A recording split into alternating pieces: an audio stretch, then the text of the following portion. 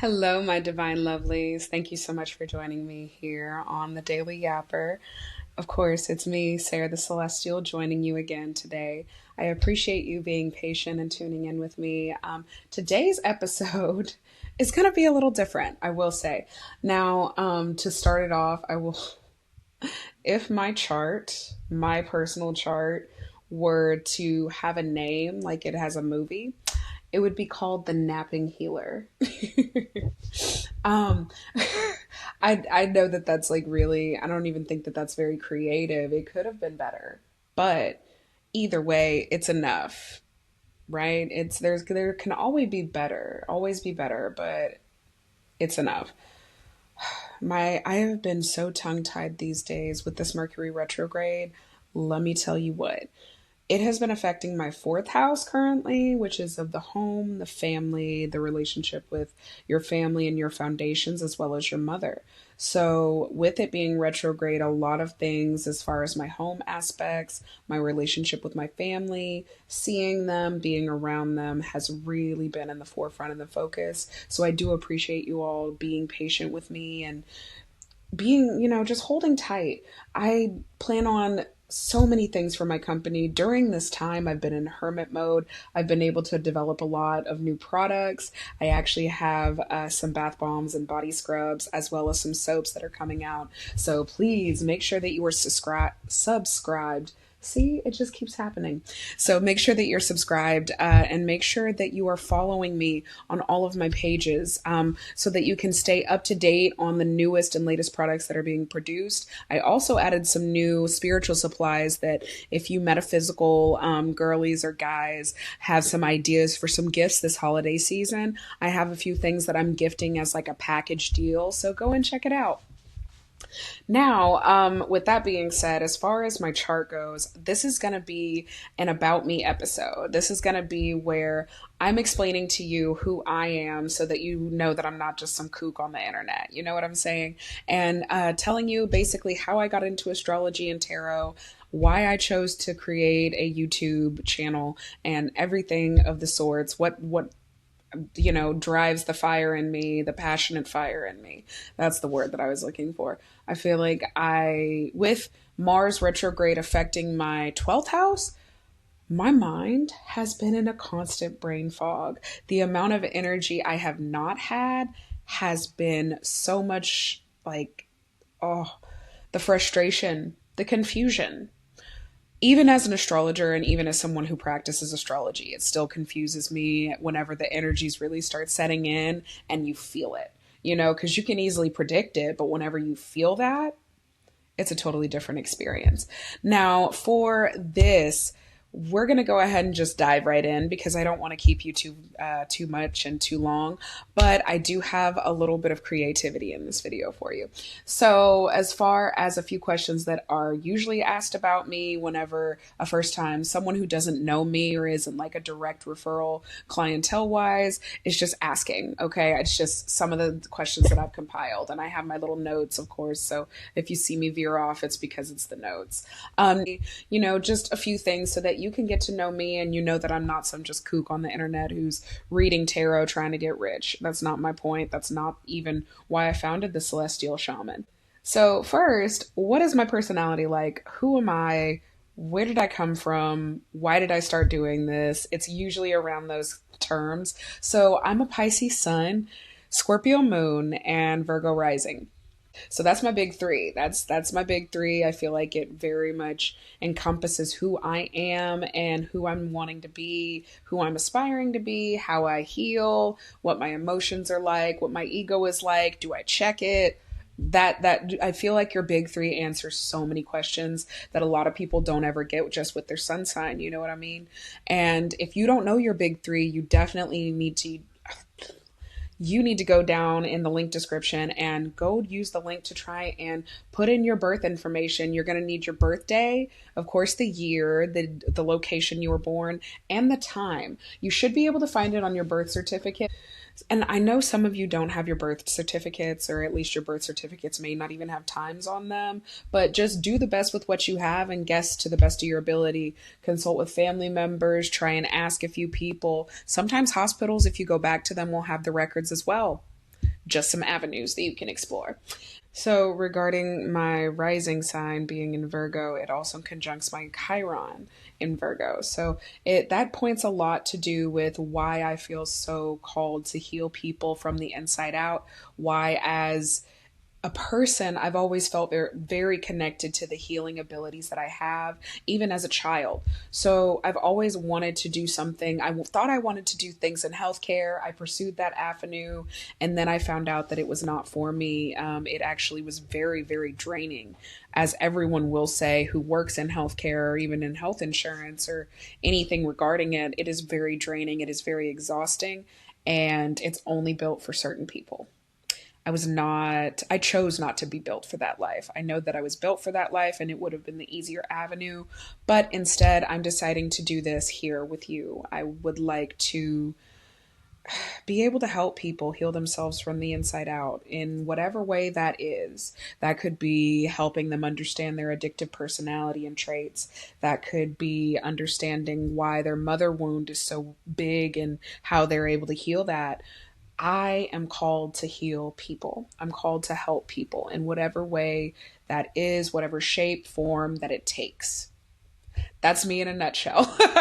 That Virgo rising conjunct Chiron is very, very strong over here. And with me having a Scorpio moon, it makes me very in touch and empathetic, even to the point of my own annoyance that I am that empathetic. Because trust me, feeling this deeply just for myself alone,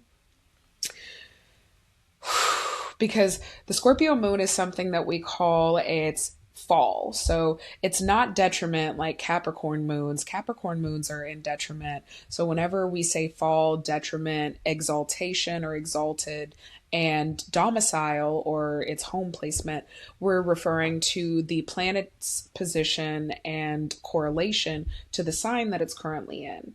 So, such as Sun is going to be exalted in Leo, but it's going to also be in fall with Aquarius because it's the sister sign. So if you can remember the sister signs, then it's going to be a lot easier for you to remember what's going to be in domicile, fall, exaltation, etc. So Scorpio moons are actually in fall whenever it comes to the moon placement because it doesn't like to be there.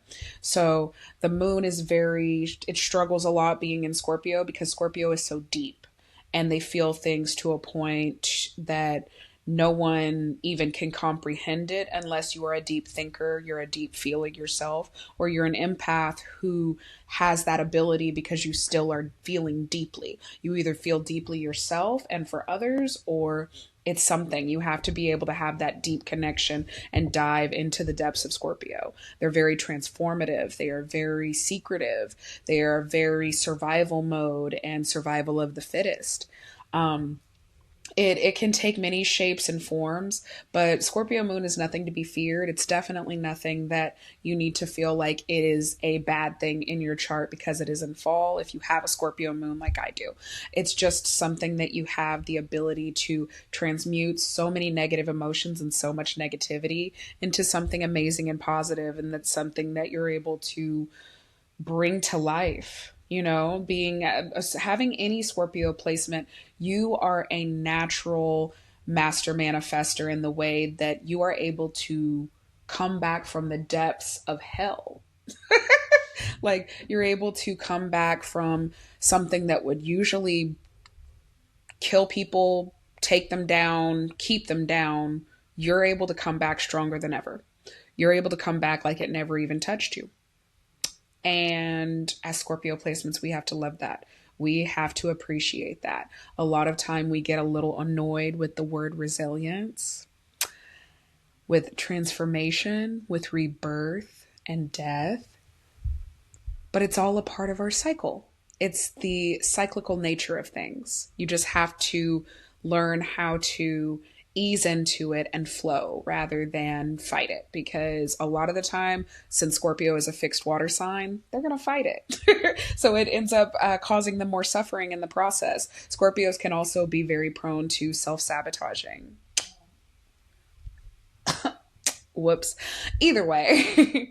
So, regarding my whole chart itself, I feel like in the astrology community, if you're in the astrology community, you understand or you at least follow a few astrologers. And I'm sure you've probably seen the question, or if you haven't, this will be the first time, but something that you can go and look and discover and find in your chart. And let me know in the comments below what you end up finding out.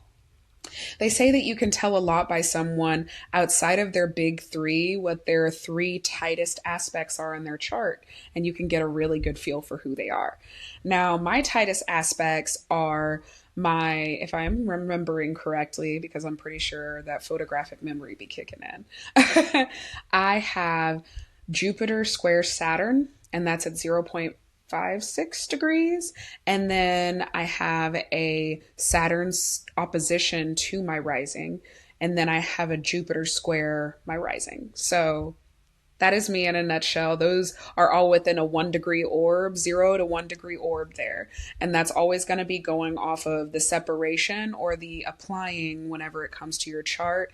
If you are so confused right now about the terms that I'm using, use the link down below and go and book a session with me. Even if it's just to find out what your big three are. If you don't have your birth time, then we can go through a few options and kind of just play with it a little bit. We'll try to see what we can find regarding you and just discovering at least your sun and moon sign. If we can't get your rising down to the exact degree, it's better not to actually try to make any guesstimations or predictions regarding your birth time unless someone knows that you were born in the evening or in the daytime.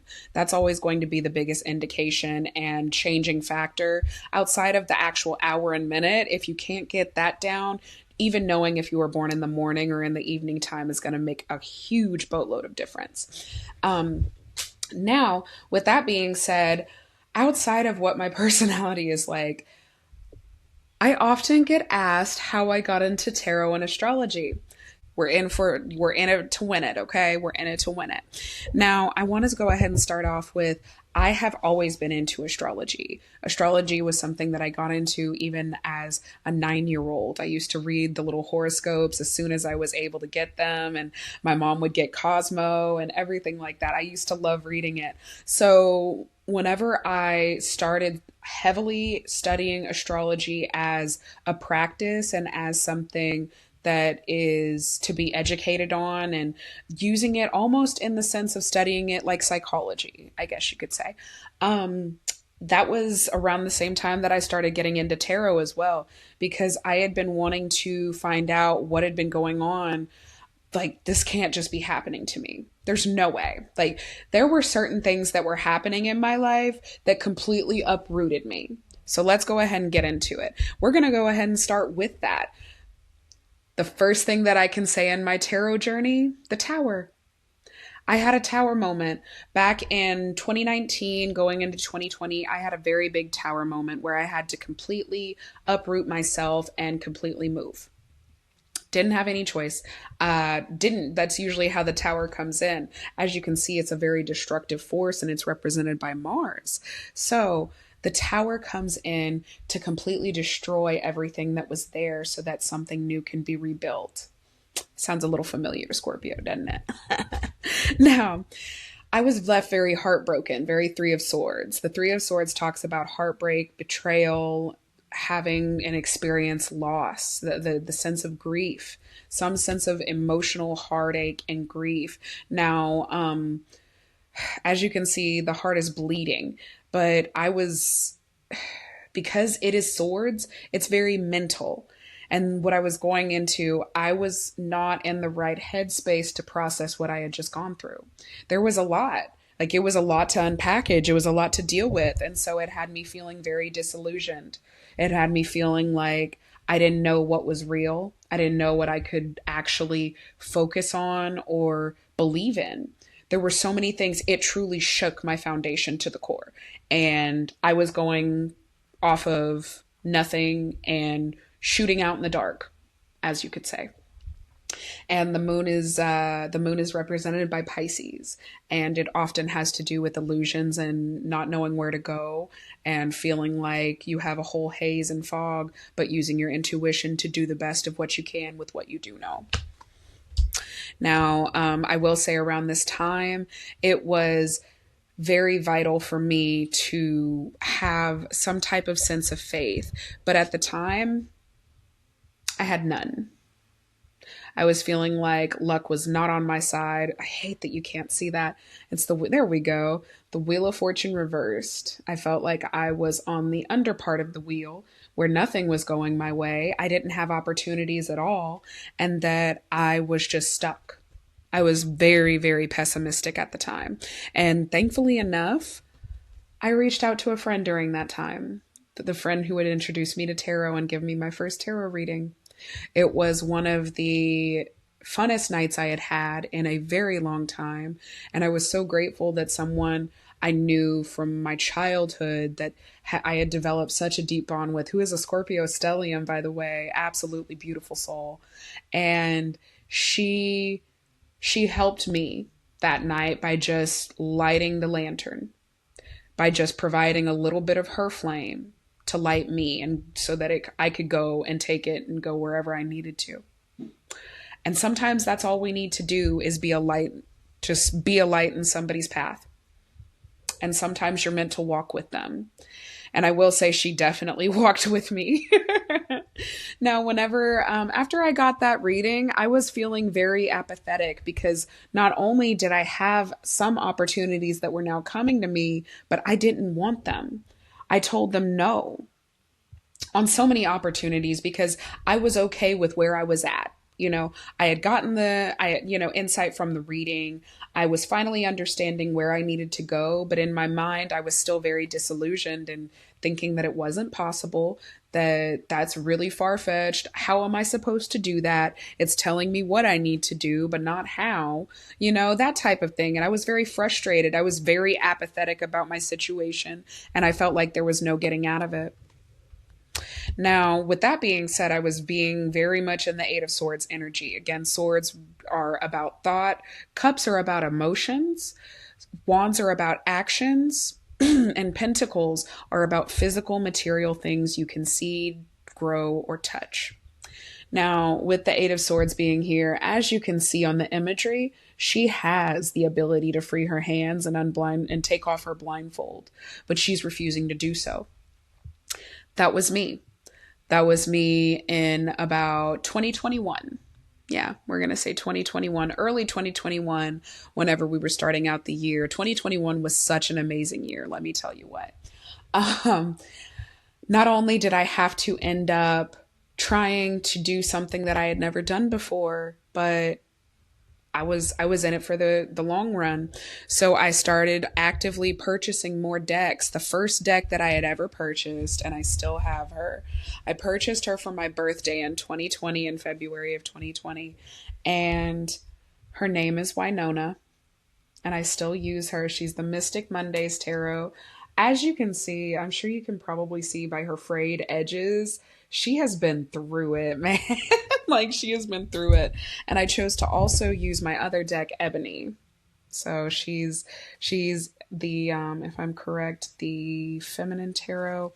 I will have all of the deck links down in the description. So if you would like to go and check them out, you definitely can. But I decided to finally actively start reading all the time, every time I could.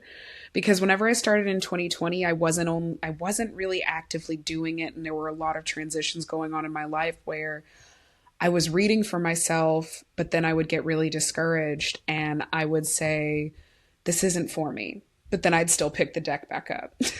So then we come to the first time that I was ever gifted my first deck, and I had multiple decks of my own, but that using two decks simultaneously opened up a whole new level and portal for me, because I was able to ask some questions that I never thought I'd get the answers to, such as old judgment here.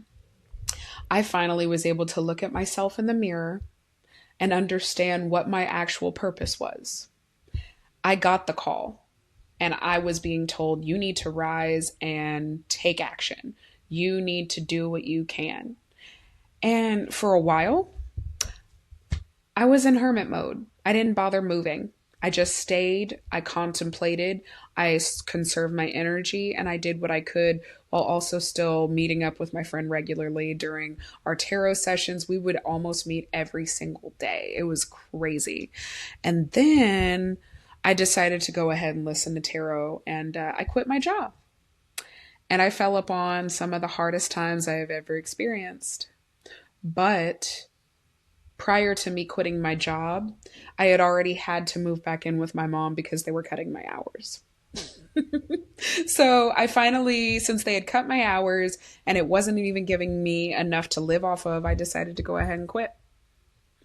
And because I was living with my mom at the time, it did give me the ability and option to practice tarot more often. Plus, I was closer to my friend. So she was coming over almost every single morning. We would go have our wake and bake sesh and we would go and do our little spiritual stuff, basically. And boy, again, 2021 was so amazing for that because not only did I get the closeness and bonding with my friend, I also got a lot of intuitive gifts that came with it.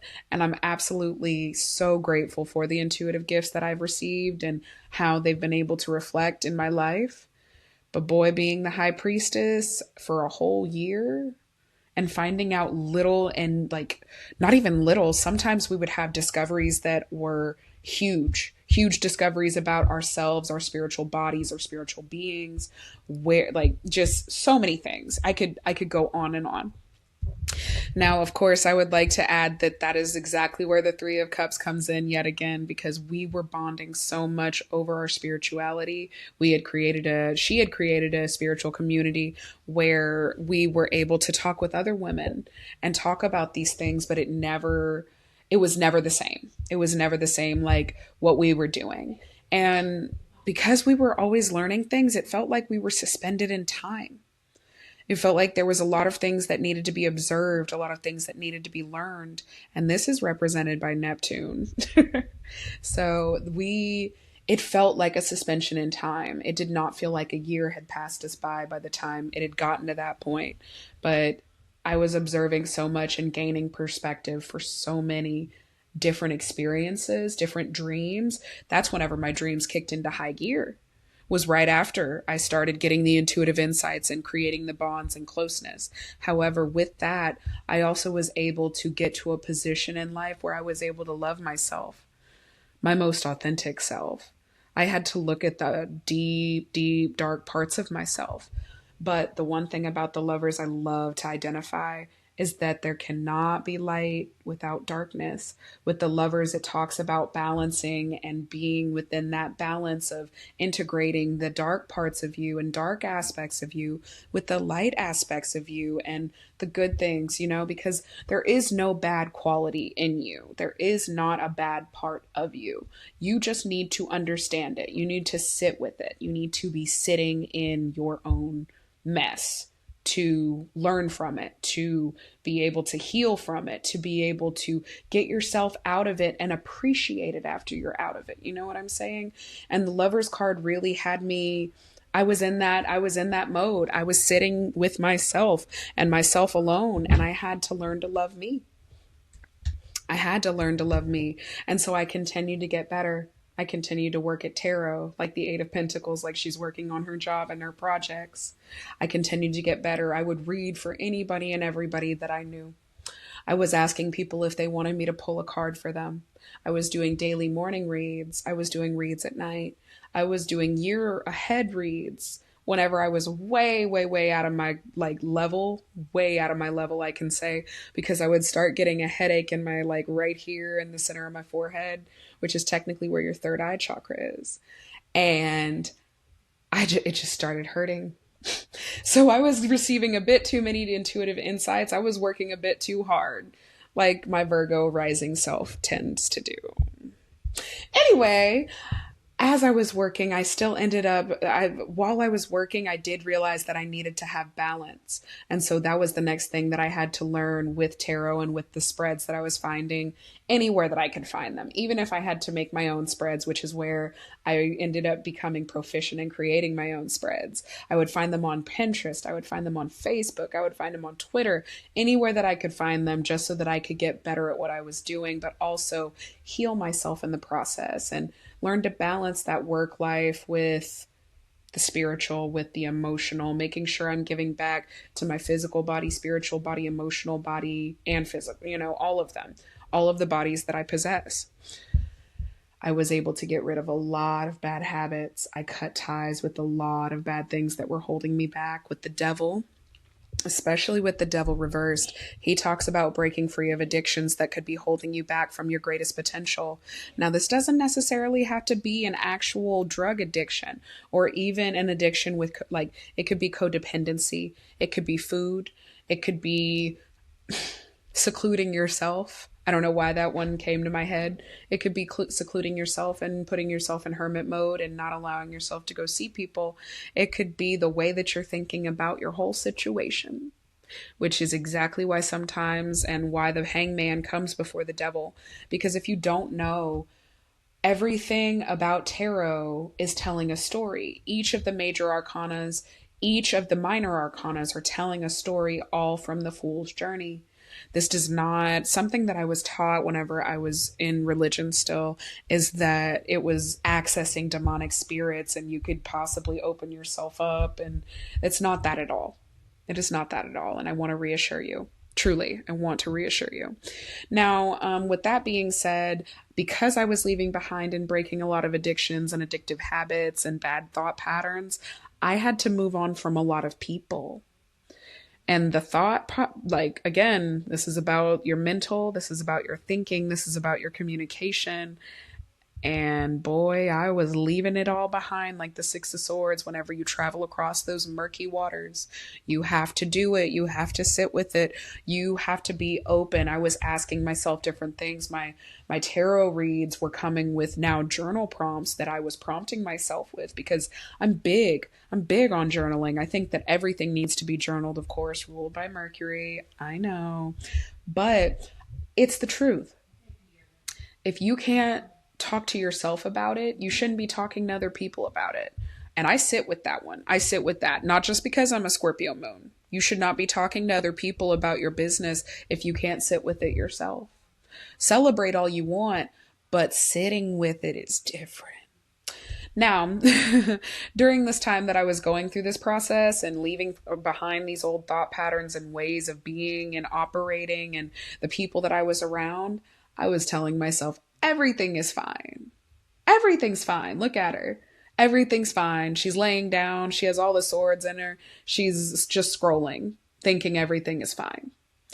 How many times have you gone around like that? Too many. Too many.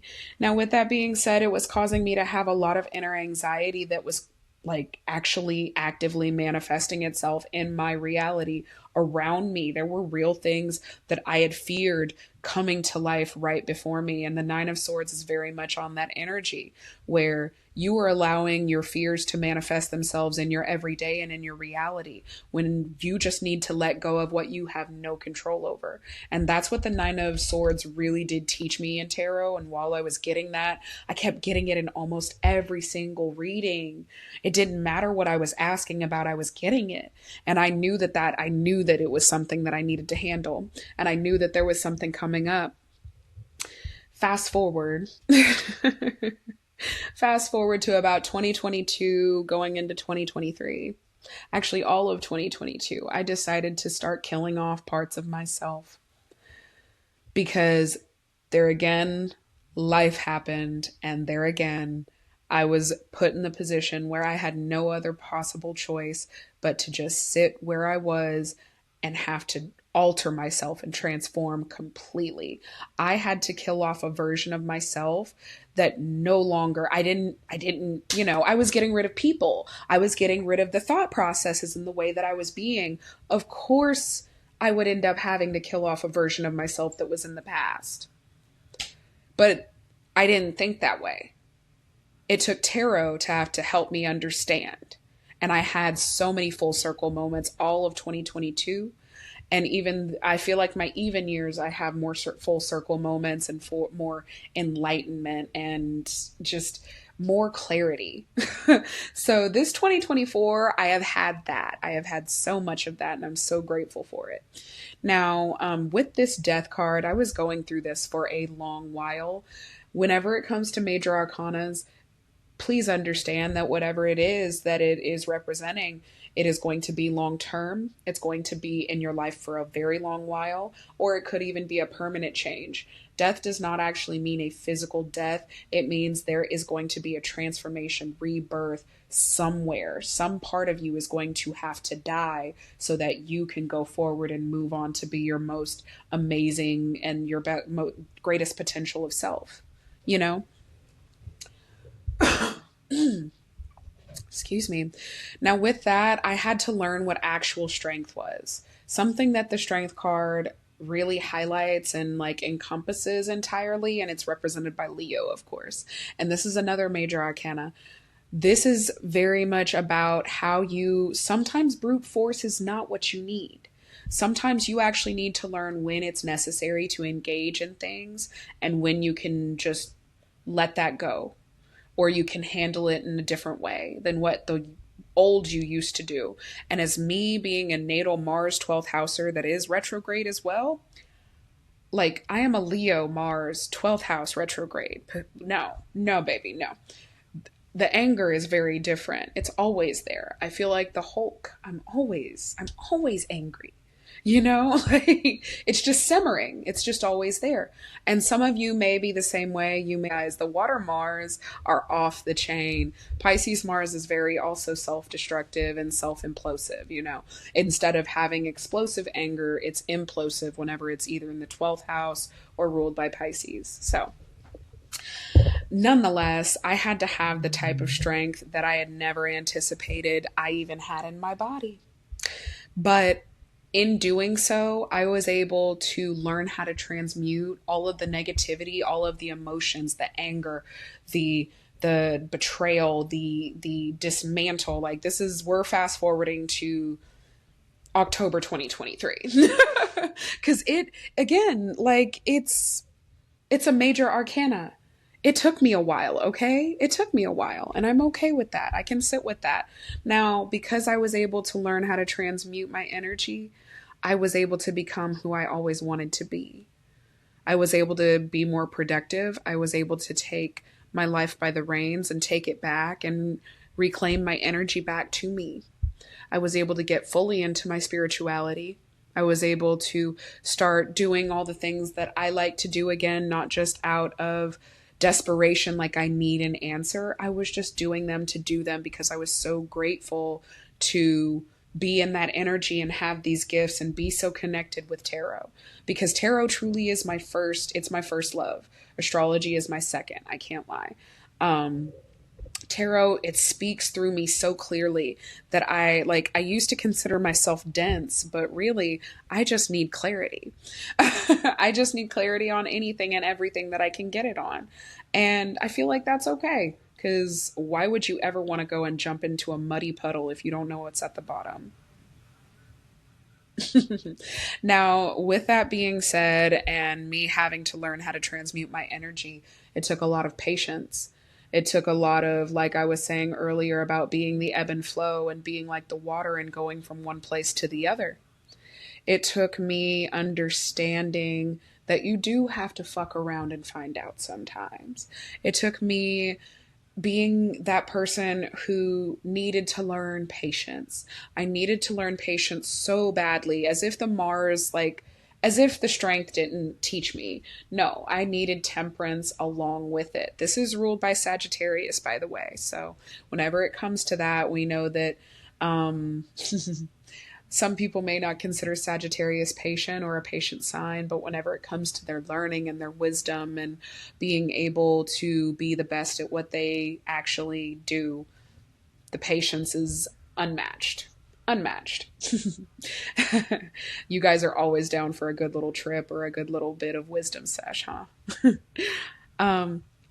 Now, after that, I was able to get a lot of ideas in my patience and in my stasis.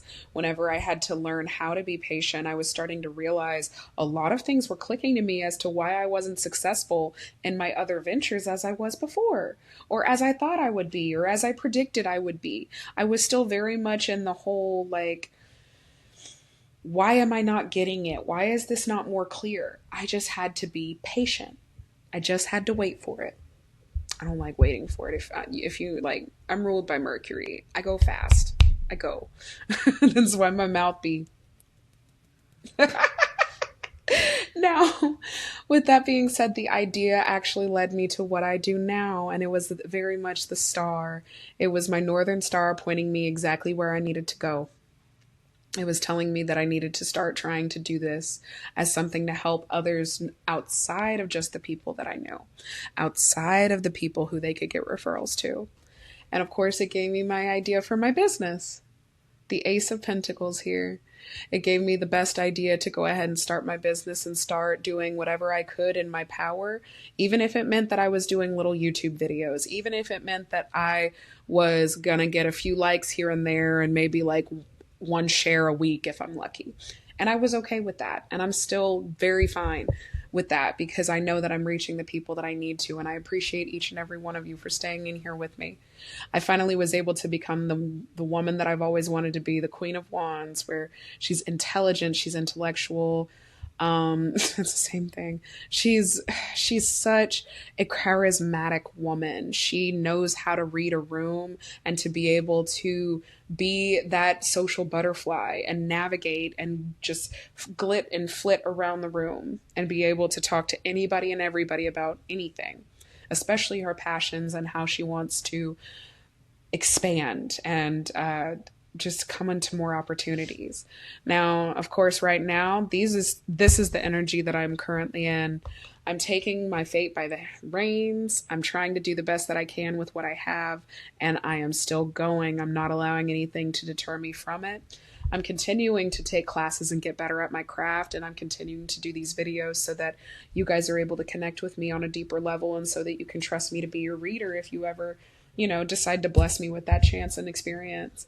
And I'm definitely much at the world whenever it comes to finalizing and making sure that I'm doing what I'm doing by myself and by what I believe is right to do for me and my future, and making sure that I am being as open to being surprised by the universe as possible, making sure that I am being as open as possible to you all, and making sure that my transparency is on point, because I don't want you thinking that I'm just some fake spiritualist here on the internet. There's plenty of that going around, and honestly, in my opinion, it's very exhausting. Please make sure, if you would like some type of in-depth tarot reading, if this really caught your eye, go down in the link in the description on the in-depth tarot reading and go ahead and book a session with me. Right now, we're currently having a promotion, and I have that promotion, that holiday code down there. So if you're interested in any of the holiday products that we're having, such as the teas, if you want to be one of the first people to sign up and get a sample of the bath scrub or the soap or the bath bombs, I'm really excited about the bath bombs. I'm going to be having bath bombs that are for each of our chakra centers, and it's going to be similar to like an aromatherapy type of release whenever the bath bomb is released in the water, so that it can actually activate and help you activate that chakra center or unblock it or whatever it is that you need to be doing with that one chakra center. So there's going to be a total of 7 in all for each of the colors and each of the chakras, all the way from root to crown. So please make sure that you're subscribed, like, and comment below on what you feel like your chart is, what your big 3 is, and tell me about some of your tightest aspects. I'm actually really interested to hear about that. But that's it. I hope you all stay divinely guided, blessed, supported, loved, and protected in everything that you do. Bye.